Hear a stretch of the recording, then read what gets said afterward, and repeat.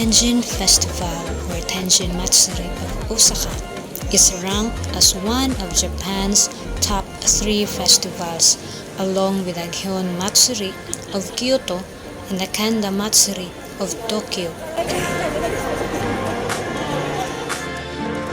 The festival started in the 10th century and today takes place on July 24 and 25 every year. The main celebrations are held on the festival's second day, July 25, including a land procession and a river procession with fireworks.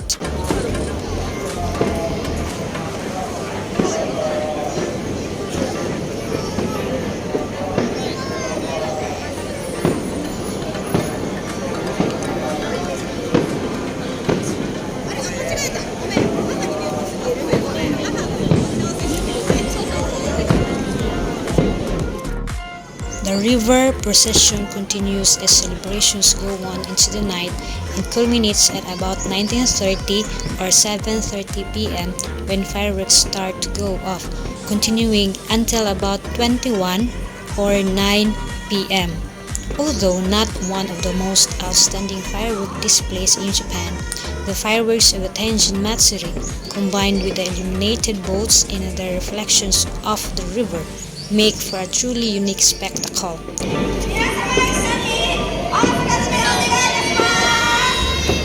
Bridges along Okawa River are closed to road traffic during the river procession and provide good vantage points, but visitors are supposed to keep moving to ensure the smooth flow of human traffic. Expect throngs of people attending the Tenjin Matsuri, especially in the evenings during the river procession and fireworks. The competition for good viewing spots along the river is fierce as the demand for picnic space greatly outweighs supply. Amo ang ikaduhang area nga gibalhinan para lang jud makakita sa fireworks. Wow! So very nice, guys.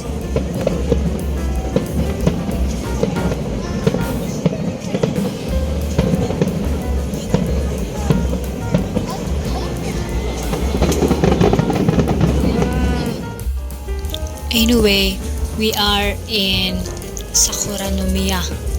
So, sa atong makita din guys, these are sakura trees. Arang daghana. But summer man siya, so wala tayong makita nga mga bulak. And we move to another area na sad guys nga muduol-duol gyud sa fireworks. Kay dugay-dugay pa man ang fireworks, so while prepare sila, mangita usad may area nga maduol pa sa fireworks. Ikatulo nga area nga among nabalhinan, ilaw manig tulay.